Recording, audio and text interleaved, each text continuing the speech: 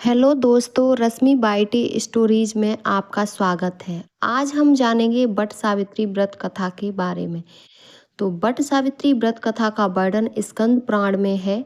जो स्कंद पुराण में देवी सावित्री के पति सत्यवान की मृत्यु हो जाने पर सावित्री द्वारा पति के प्राण वापस लाने की कथा का जिक्र बट सावित्री व्रत कथा में किया गया है। इस कथा के विषय में कहा गया है कि यह कथा सौभाग्य प्रदान करने वाला है।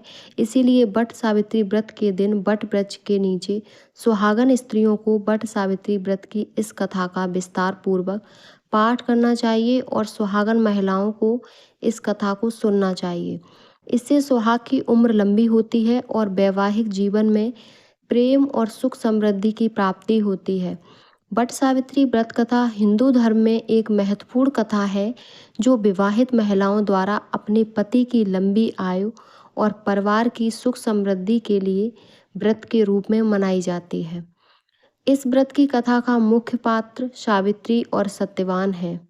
तो देवी पार्वती जी ने कहा, हे देवताओं के भी देवता जगत के पति शंकर भगवान, प्रभास क्षेत्र में स्थित ब्रह्मा जी की प्रिया जो सावित्री देवी हैं, उनका चरित्र आप मुझसे कहिए, जो उनके व्रत का महात्म्य हो और उनके संबंध का इतिहास हो, एवं जो स्त्रियों के पतिव्रत्य को देने वाला हो, सौभाग्यदायक और महान उदय करने वाला हो। तब शंकर भगवान ने कहा कि हे महादेवी, प्रभास क्षेत्र में स्थित सावित्री के असाधारण चरित्र को मैं तुमसे कहता हूँ। हे माहेश्वरी, सावित्री स्थल नामक स्थान में राजकन्या सावित्री ने जिस प्रकार से उत्तम बट सावित्री व्रत का पालन किया। भद्र देश में एक धर्मात्मा राजा रहता था जो सभी प्राणियों के हित में तत्पर रहता था। उसका नाम अश्वपति था। धर्मात्मा क्षमाशील सत्यवादी होने पर भी राजा संतान रहित था। एक समय वह राजा प्रवास क्षेत्र में यात्रा करते हुए पहुंचा और सावित्री स्थल पर आ गया। वहां पर राजा ने अपनी रानी के साथ इस व्रत को किया जो सावित्री व्रत नाम से प्रसिद्ध सभी प्रकार की कामनाओं को पूर्ण करने वाला है। भू भूर्भुवः स्वः इस मंत्र की साक्षात मूर्ति बनकर स्थिति श्री ब्रह्मा जी की प्रिया सावित्री देवी उस राजा पर प्रसन्न हुई। कमंडल को धारण करने वाली यह सावित्री देवी दर्शन देने के बाद पुनः अदृश्य हो गईं। लेकिन देवी के दर्शन के पुण्य से कुछ दिनों बाद राजा अश्वपति के घर देवी के समान रूप वाली कन्या का जन्म हुआ जो देवी सावित्री के अंश से ही उत्पन्न हुई थी। देवी सावित्री की प्रसन्नता से प्राप्त तथा सावित्री की पूजा करने के बाद उत्पन्न कन्या का नाम भी सावित्री रखा गया। वह राजकन्या देवी लक्ष्मी के समान शोभित होती हुई बढ़ने लगी और धीरे धीरे सुकोमल अंगों वाली वह कन्या यौवनावस्था को प्राप्त हुई। नगरवासी उस कन्या को देखकर यही समझते थे कि वह कोई देव कन्या है। कमल के समान विशाल नेत्रों वाली एवं तेज से अग्नि के समान प्रज्वलित होती हुई वह सावित्री महर्षि भृगु द्वारा कहे हुए सावित्री व्रत को करने लगी। लक्ष्मी के समान सुशोभित वह कन्या एक दिन देवी सावित्री की पूजा के बाद पिता के पास खड़ी हो गई। उस समय पुत्री की युवावस्था को प्राप्त हुई देखकर राजा ने मंत्रियों से सलाह किया। इसके बाद राजा ने सावित्री से कहा, हे पुत्री, तुम्हें योग वर को देने का समय आ गया है। मुझसे कोई तुम्हें मांगने के लिए भी नहीं आता है और मैं भी विचार करने पर तुम्हारी आत्मा के अनुरूप वर को नहीं पा रहा हूँ। अतः हे पुत्री, देवताओं के निकट में जिस तरह से निंदनीय न हो वैसा तुम करो। मैंने धर्मशास्त्र में पढ़ा है और सुना भी है कि यदि पिता के गृह में रहती हुई विवाह के पहले ही जो कन्या रजो धर्म से युक्त हो जाती है उसके पिता को बड़ा पाप लगता है। इसीलिए हे पुत्री, मैं तुमको भेज रहा हूँ, तुम स्वयं ही अपने योग्य वर ढूंढ लो। वृद्ध मंत्रियों के साथ शीघ्र जाओ और मेरी बात को मानो। इसके बाद जैसा कहते हैं वैसा ही होगा। ऐसा कहकर सावित्री घर से निकलकर राज ऋषियों के साथ तपोवन की ओर चल पड़ी और वहां पहुंचकर माननीय वृद्धजनों को प्रणाम करके सभी तीर्थों और आश्रमों में जाकर पुनः मंत्रियों के साथ सावित्री अपने महल को लौट आई। यहाँ सावित्री के पिताजी के साथ देवऋषि नारद जी को बैठे हुए देखा। आसन पर बैठे हुए नारद जी को प्रणाम करके मुस्कुराती हुई जिस कार्य के लिए वन में गई थीं सारी बातें कहने लगी। सावित्री बोली, हे नारद जी, साल्व देश में धर्मात्मा घुमतसेन नाम से विख्यात एक क्षत्रिय राजा हैं जो देवयोग से नेत्रहीन हो गए हैं। रुक्मी नाम उनके एक सामंत ने उनसे राजपाट छीन लिया है और वह अपने पुत्र और पत्नी के साथ वन में रह रहे हैं। उनका पुत्र सत्यवादी और धर्मात्मा है, उसे ही मैंने मन में पति रूप में वरण किया है। नारद जी सावित्री के वचनों को सुनकर बोल पड़े, हे राजन, सावित्री ने यह बड़ा कष्टप्रद कार्य कर डाला। बाल बुद्धि होने से इसने केवल गुणवान समझकर सत्यवान को वरण कर लिया। सत्यवान मिट्टी के घोड़े बनाता है और घोड़े का चित्र भी बनाता है, इससे उसे चित्राश्व भी कहते हैं। सत्यवान दान और गुण में रंतदेव के शिष्य के समान है, ब्राह्मणों की रक्षा करने वाला और सत्यवादी है। राजा ययाति के समान उदार, चंद्रमा के समान प्रिय लगने वाला, रूप में दूसरे अश्विनी कुमार के समान और घुमतसेन के समान बलवान है। लेकिन उसमें केवल एक दोष है, दूसरा कोई नहीं, कि सत्यवान आज से ठीक एक वर्ष पर छीड़ाव हो जाने से देह त्याग कर देगा। इस प्रकार नारद जी की बात सुनकर राजकन्या सावित्री ने राजा से कहा, राजा, लोग किसी से एक बार कोई बात कहते हैं, ब्रह्मावेत्ता एक ही बार कहते हैं और एक ही बार कन्या दी जाती है। ये तीनों कर्म एक ही बार किए जाते हैं, बार बार नहीं।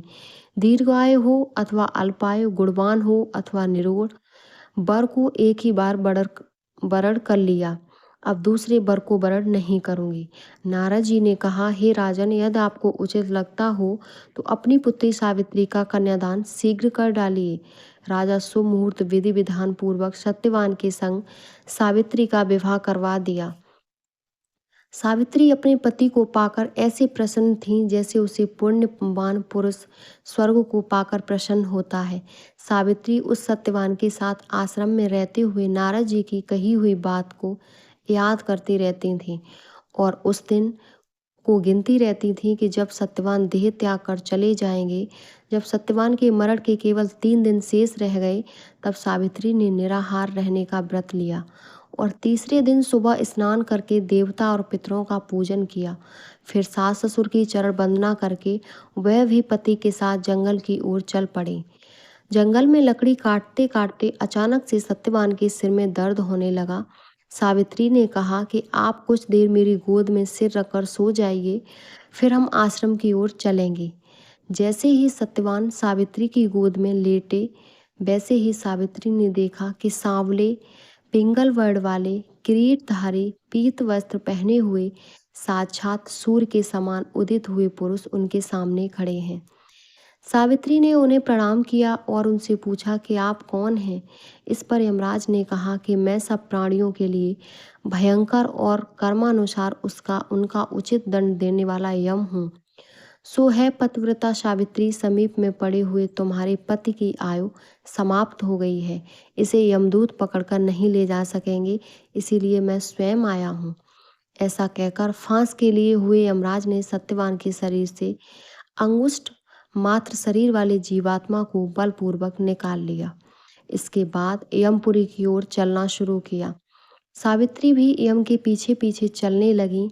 यमराज ने सावित्री से कहा कि कोई भी जीव बिना आयु समाप्त हुए यज्ञमार्ग से नहीं जा सकता। सावित्री ने यमराज से कहा कि आप जैसे सज्जन पुरुष के साथ मैं चल रही हूँ, मेरे पति आपके साथ हैं, तो मुझे आपके साथ चलने में कोई शर्म और ग्लानि नहीं हो रही है। दूसरी बात, स्त्रियों के लिए इस पृथ्वी लोक में पति को छोड़कर कोई अन्य स्थान नहीं है, इसीलिए मैं आपका अनुगमन कर रही हूँ। सावित्री की मधुर बातें सुनकर यम ने कहा कि मैं तुम्हारी बातों से प्रसन्न हूँ, इसीलिए जो इच्छा हो वर मांग लो। सावित्री ने तब यमराज से अपना खोया हुआ राज, सास ससुर की आंखें की रोशनी और 100 पुत्रों का वरदान मांग लिया। अपने वरदान में जाल में फंसकर यमराज ने सत्यवान की आत्मा को मुक्त कर दिया और सावित्री को लौटा दिया। सावित्री पति के साथ अपने आश्रम लौट गईं। सावित्री ने सावित्री देवी का व्रत किया, जिसके प्रभाव से सास ससुर की आंखों की रोशनी लौट आई। इनका राज्य भी मिल गया और 100 पुत्र हुए। बट अब हम जानेंगे बट सावित्री पूजा विधि के बारे में। तो शिवजी ने देवी पार्वती से कहा है कि सावित्री व्रत के दिन प्रातः स्नान करके सास ससुर का आशीर्वाद लेना चाहिए। वट वृक्ष के समीप बैठकर पंच देवता और विष्णु भगवान का आह्वान करें। 3 कुश और तिल लेकर ब्रह्मा जी और देवी सावित्री का वहाँ आह्वान करें। ओम नमो ब्रह्मणा सह सावित्री इहा गच्छ इह तिष्ठ सुप्रतिष्ठिता भव। इसके बाद जल, अक्षत, सिंदूर, तिल, फूल, माला, नैवेद्य, पान अर्पित करें। एक आम या अन्य फल लेकर उसके ऊपर से वट पर जल अर्पित करें। यह आम पति को प्रसाद के रूप में खिलाना चाहिए। कच्चा सूत लपेटते हुए 7 या 21 बार वट वृक्ष की परिक्रमा करें। वैसे 108 बार वट वृक्ष की परिक्रमा को सर्वोत्तम माना गया है। इस व्रत का पारण काले चने से करना चाहिए, क्योंकि काले चने के रूप में ही सावित्री को उसके पति के प्राण यमराज ने लौटाए थे। ऐसी व्रत कथाएं और पौराणिक कथाओं को सुनने के लिए आप हमारे चैनल को सब्सक्राइब करें। धन्यवाद।